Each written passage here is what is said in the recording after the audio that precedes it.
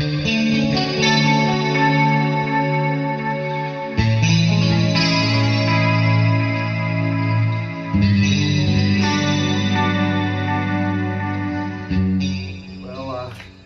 here's to the next installment of Volume 5 and Beers with Ben.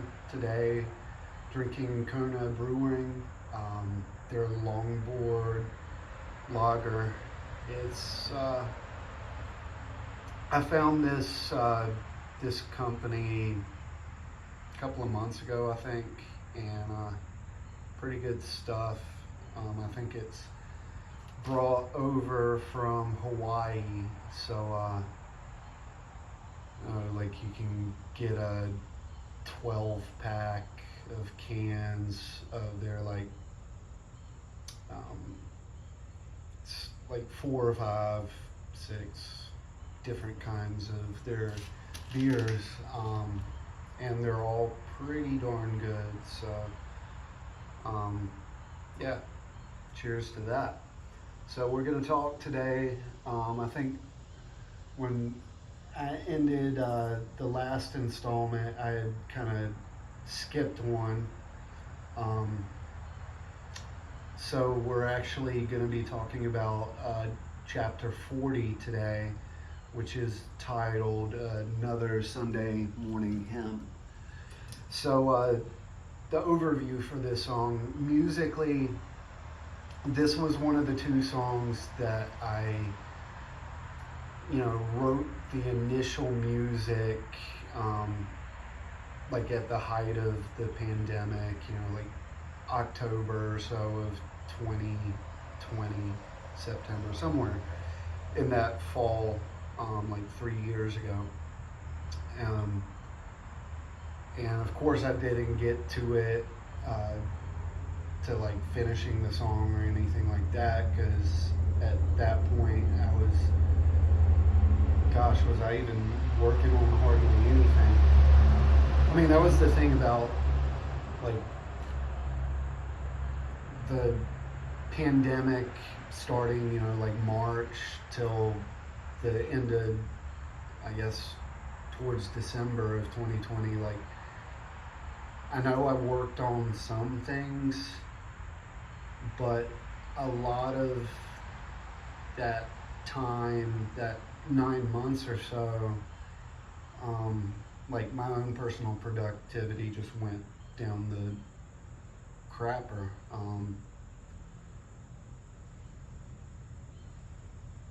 I don't even entirely know why. I think I was a little burned out at that point, but also just like dealing with the stress of everything going on during the pandemic. It was just like I would go to work, come home, like kind of watch TV sort of thing. Like I wanted to work on stuff, but like, and like I said, I did here and there, but like just, it was difficult to, stay focused and stay motivated on anything, because it was just feeling the weight of everything, kind of all at once. So, I wrote like the initial riff and sort of like demoed it, but it wasn't until, the past December or so that like I decided like it was time, and wrote the rest of the song and recorded it and whatnot. So this song I specifically wrote to kind of have more of a typical song structure to it, like verse, bridge / chorus, or then, chorus, then repeat, and then have like sort of an outro bridge, if you will. And I did a more typical kind of structure for this song, consciously, to kind of reflect the overall subject matter. So anyway, get into like the actual speakers and the literal meaning of the song. So people, the speakers talking in this song include the protagonist, the catechist, and Parson Brown. And like chapter 38's just the protagonist sort of setting things up. 39 yesterday's was it's introducing each character individually, and they're sort of like monologuing. But in this song, we've got three different speakers, and they're kind of interacting with one another within this context. So really what's going on here is think of it as, from volumes 1 through 4, album-wise, it's really just, and I think I already said this, so I'm, I guess, repeating myself, but it's the protagonist monologuing, telling his story, what he's seeing, what he's dealing with, what he's experiencing. And here we see a change, that this is more like a script or a play, if you will. Like there's dialogue between the characters. So the literal meaning is that the song serves to, I guess, like as an exploration of the religious nature of the people within the prison. So the catechist is kind of the primary speaker in most ways. It's really trying to focus on her as this like religious teacher within the prison. And basically what has happened is that the tribe has come together, like I've said before, but being that pretty much all of them, or most of them, we'll get into that a little later, but they're all, people of faith, they're believers, whatever. So as a tribe, they've taken over this small section of the prison, and like to think of it as they've kind of made it into living quarters of sorts, but they've also made it into like a church, to get together as a tribe and to worship God together and go through religious rituals, if you will. And really, Parson Brown is sort of the leader, the pastor, if you will, of the people involved. And I'm focusing on this small tribe of like eight people or whatever, but there are other prisoners that they're showing up for the church services and stuff as well. But even though like Parson Brown is, I guess, the pastor, you could think of the catechist as almost like an associate pastor of sorts, in that she is being like one of the primary teachers to the people showing up and trying to help them with spiritual formation. So like they're singing songs and just doing typical kind of church structure stuff. But what this song's talking about, what the catechist is specifically talking about, is that like despite the fact that they're doing these like church services and stuff, probably like since they've got nothing better to do because they're prisoners, and sort of having to more or less fend on their own. Um, you know, they're doing this stuff like on a daily basis, you know. But the catechist herself is saying in this song how empty she feels, and that it's due to, you know, their suffering. That she has lots of questions, but is stating that she continues um, her fidelity towards the gospel out of like a sense of duty, um, and not from like some sort of mountaintop experience, emotional high sort of thing. It's just sort of like a daily grind, a decision of sorts.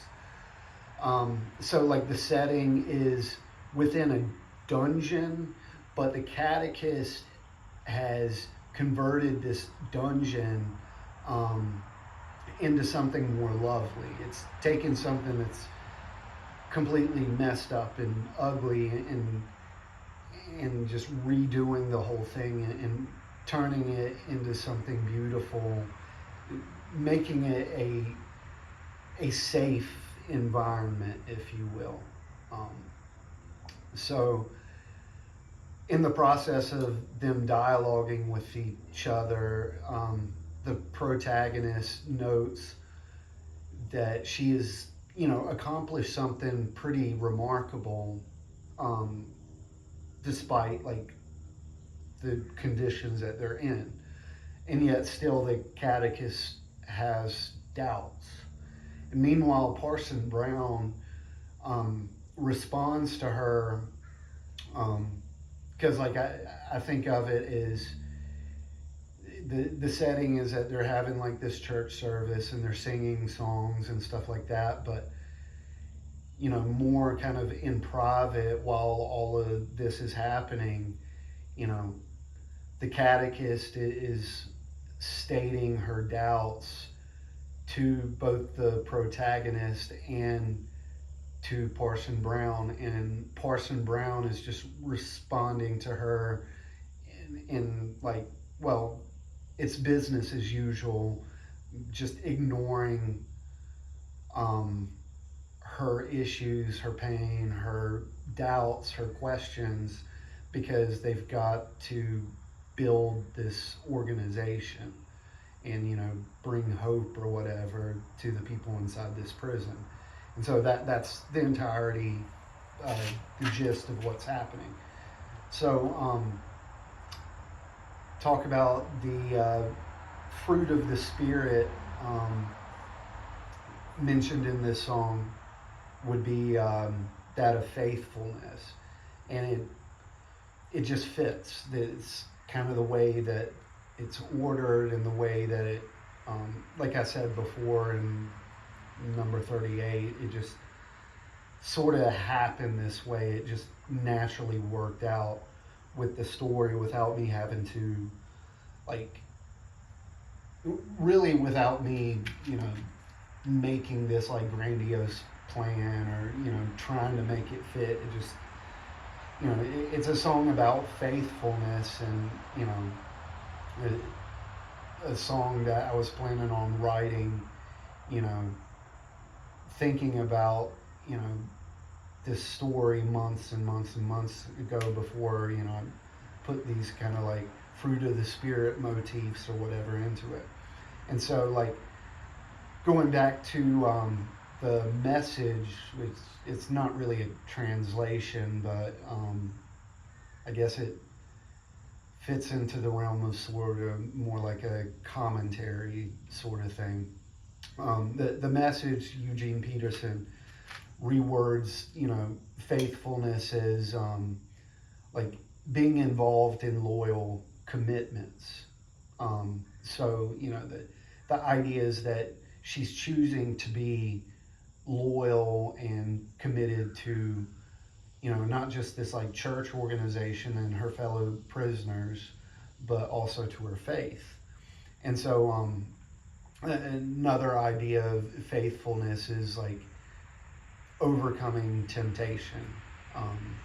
So the antithesis of that, like the amoral step that, me speaking sort of thing, that, the idea that I had of these steps that are amoral and sort of lead towards an eventual end for this volume is what I guess I'll just call like the rejection of empathy towards others' plights, and which that really is kind of where Parson Brown is, what he's looking looking at with the catechist. He's just ignoring her plight.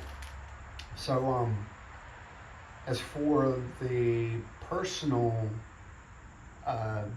meaning for this song, take a sip here. And maybe I've touched on this in the past in other songs. Maybe like one or two songs in like volume 1. But hopefully what I've written here is a different take on that, on the idea of like spiritual hype, like the hype of having to attain constant spiritual progress, or maybe just even progress in general. Like, yes, the song's dealing with things from like a Christian standpoint, but I'd like to think too that even though it's obviously dealing with spirituality, it also has this like foundational principle, if you will, of just critiquing progress, or the perception of making progress, is just a general sort of concept.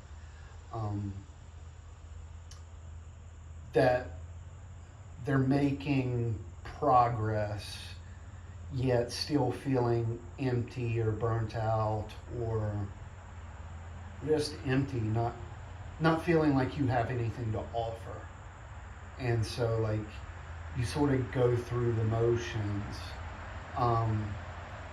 And one of the things that I really wanted to point out in this song was how, like, in youth, when younger, like, say youth group days, for me specifically, we were supposed to have all this fervor and hype, and it was seen as a weakness in spiritual growth and faith to, appear growing cold. That it was our faith, our fervor had to be burning white hot all the time.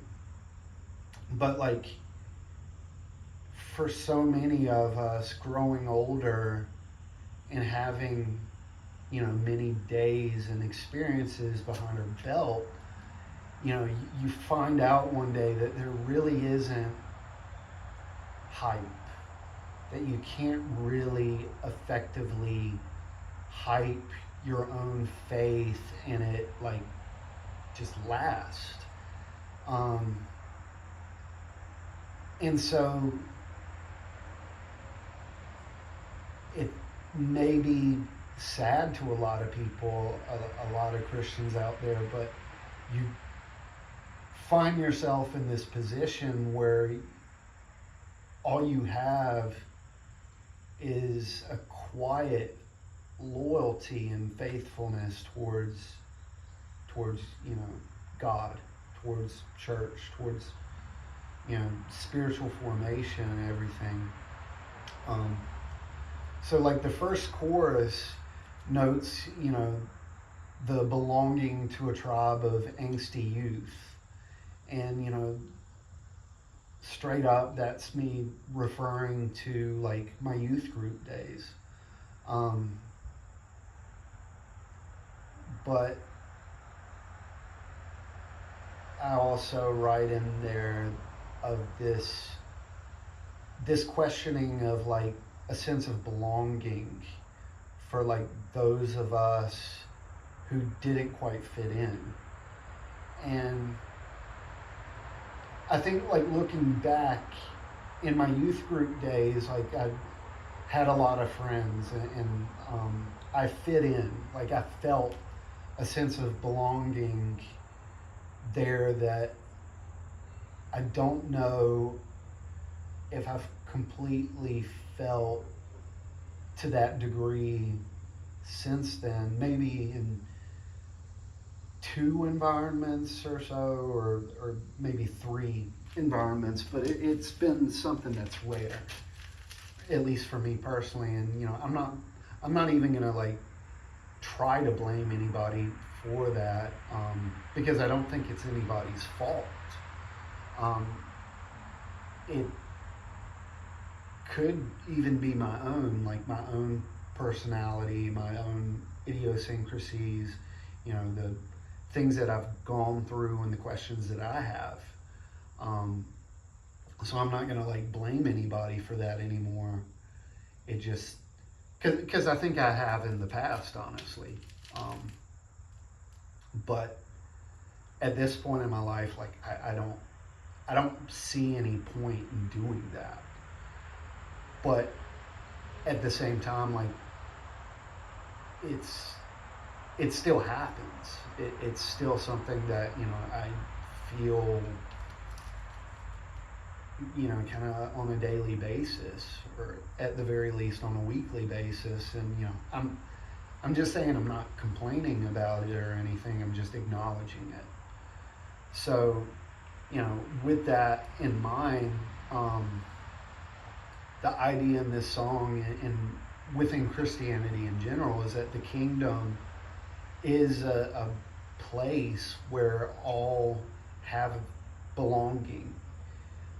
Even the pariahs or the disenfranchised, or so we're told. Yet I still feel like, for me personally, and for a lot of other people, there's just no sense of belonging even still.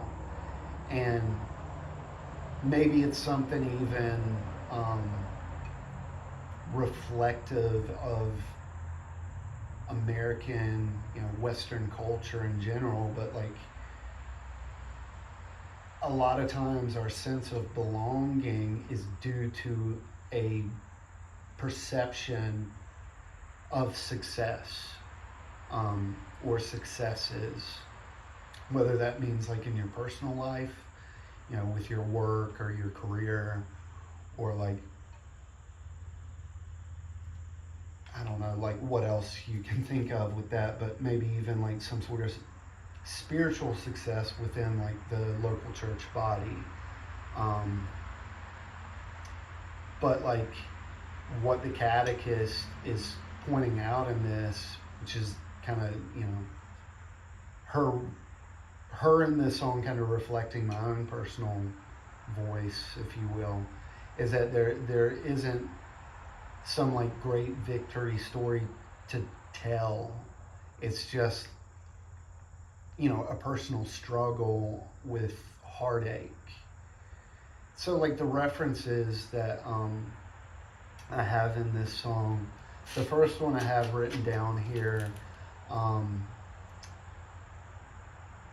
it comes from Psalm 69, and it's a line that I put in the song. The line is, "And I am the song of the drunkards." And I don't know what it is about that like particular line from that, Psalm 69, but it's just an interesting metaphor or image or whatever to become a song that a bunch of drunk people sing.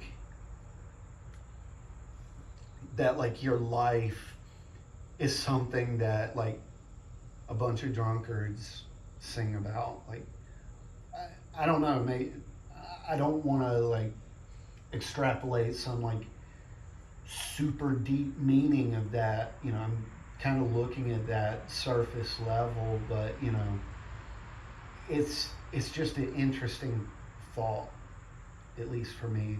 Um, and maybe I don't even entirely know why, but just the idea of that was something that I wanted to put in here.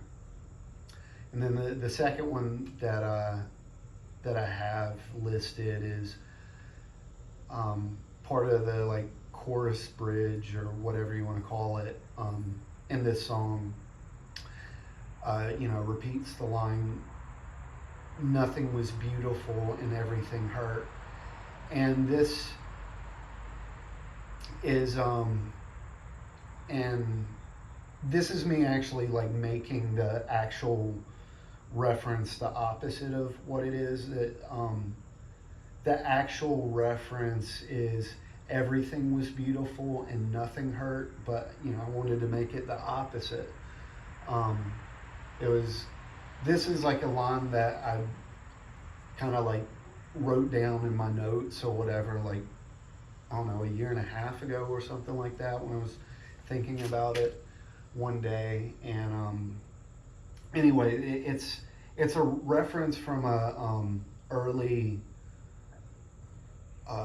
"Me Without You" song, but they were actually stealing that as a reference from Kurt Vonnegut, his Slaughterhouse-Five novel. And I think like in the novel, towards like the very end of it, it shows like a grave. It's like, sorry, I had to stop it for a second to take care of something. But as I was saying,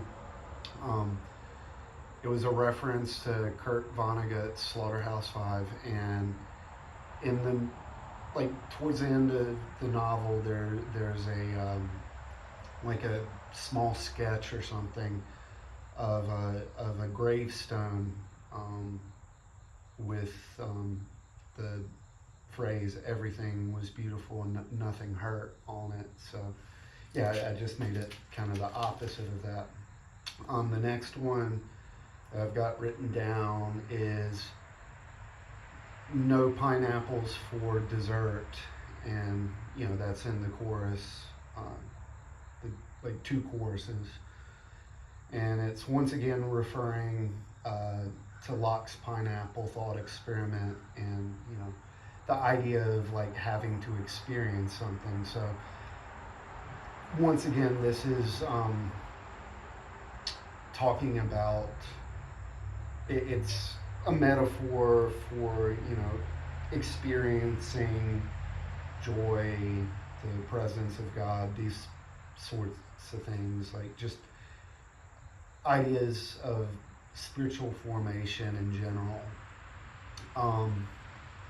Then next one I've got is "Praise the act of ...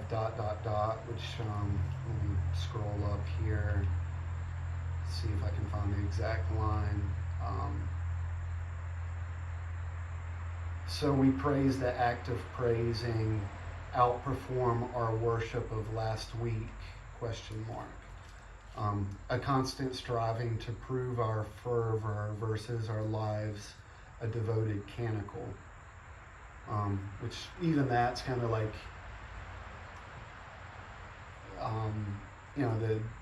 the idea of like being a song of the drunkards, or being a devoted canticle, the canticle being, like this kind of like spiritual song of sorts. So that line was sparked, and I don't really want to throw these people under a bus or anything, but I wrote it because of a single that I heard maybe a couple of weeks before I wrote the lyrics to this song.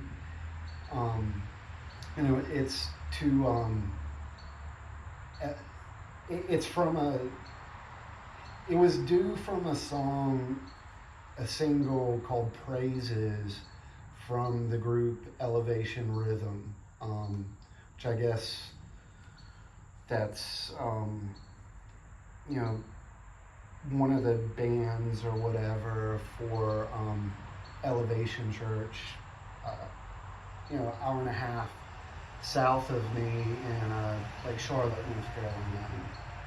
And, Stephen Furtick being pretty well known pastor, and that being a pretty well known church. Um, this song Praises, like, I realize it's not made for me or my generational context. Simply put, it's a Gen Z praise and worship song. It talks about, like, oh, all my friends want to be not popular, but, like, I forget how the song phrases it, but just the idea of, like, being famous, I think, is actually what they deal with. Like, all my friends want to be famous, but everybody wants to be an Instagram influencer, and this song basically saying, like, I don't really care about any of that. I mean, like I said, it's not for my generation or anything necessarily. It's for teenagers and college age people pretty much. But it made me think back to and I've probably even referenced this song before in previous chapters talking about all this stuff, but it made me think of a song called Freedom that was written by Matt Bushard, and it was a song that I first heard when I was in college during chapels, and, like, while I was out there, they sang that song often. And I think the first time I heard that song was when I was initially visiting my school, my senior year of high school, and I was just, like, smitten by that song. Like, I loved it, thought it was so anointed and everything. And within a couple of years of hearing that song all the time at my school, I hated it. And to this day, I don't like that song.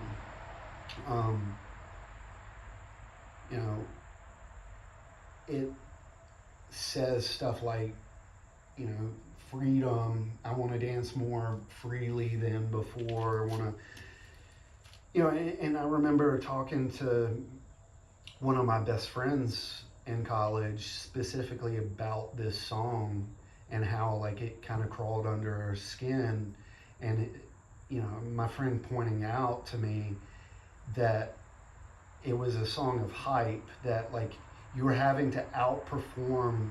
Like, if you were going to take the song literally for what it was saying, you're constantly having to outperform last week, your last praise and worship session, whatever. You're just having to progress and up the ante, if you will. And I don't want to throw this Elevation Rhythm song under the bus, because I have to keep saying, like, I know I'm not its target demographic, but it just sort of, it made me, like, hearing the song and looking at the lyrics, it just somehow seemed very parallel to that Freedom song. And that's what I was like referring to in those lines of having to like outperform your own like spiritual formation. And I'm convinced that that's just not healthy. That like in a sense you're sort of getting into a works mentality. Anyway, moving on. The last thing I wanted to touch on is at the very end of the song. It asks, rhetorical questions, and these questions kind of concern more things that like I studied as an art major in college, things that like one of my professors specifically wanted us to deal with as artists. And a lot of this stuff goes back to reading as textbooks, writings of like Francis Schaeffer and Madeleine L'Engle and C.S. Lewis even. But just like the idea that bad art does not reflect good faith, but actually, shows bad faith or something that's, surface level. And in my opinion, a lot of modern, not just Christian music, but a lot of music in general just isn't very good art. And I'm not gonna throw anybody under the bus. And I think most of us can sort of discern for ourselves, what has integrity when it comes to art and what doesn't, what's just out there to make a quick buck or something that's just very surface level. And maybe that's to be expected to a large degree within our culture. Yet, within Christianity, it just doesn't make much sense to me. That doing something that, is half-assed, it just doesn't reflect good. So like at the end of the song, the protagonist goes into, dialogue to the catechist and says, songs of platitudes and cliches never felt worthy of the Ancient of Days, but what of lives well lived or agonies revealed, It's like we have to write this like perfect praise and worship song, whatever, but what about the validity of just living a good life and being honest and having integrity about like your own struggles, your own questions, your pain and agonies, And moving on, he says, does feel-good art reflect sufficient faith? Empty from suffering, but hope found in fidelity. So, he's saying, he too feels empty, due to the suffering, but, finds hope in remaining faithful to God and to the people around him and stuff like that. And it says, a peasantry singing a sad or aggressive melody is that spiritual formation or delusion? Once again, a rhetorical question, one that, I think personally is reflective of spiritual formation to the nth degree. But to a lot of people, to a lot of people that can be delusional to them, like, and to the degree of like being offensive. Like, a lot of, say, the Christian music industry doesn't want to deal with things that are with like lyrics or song structures that maybe sound sad or even, you know, aggressive. But isn't that real? You know, I think so. I don't think it's delusional, but to a lot of people it is.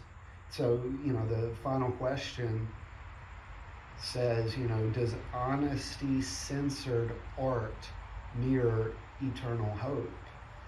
And the easy answer to that is no, it doesn't.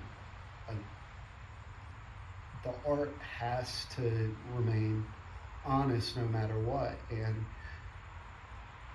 in this song, that's what's going on in this like church service sort of thing, and why I named it, you know, Another Sunday Morning Hymn, is that the catechist wants to deal with honest questions and tackle her own doubts and pains, whereas Parson Brown doesn't. At least in this song, he doesn't. And just that sort of mentality doesn't mirror any kind of eternal hope whatsoever. But, you know, what do I know anyway? But that's that song in a nutshell. So tomorrow we'll actually go into talking about chapter 41 and pick up where we left off. So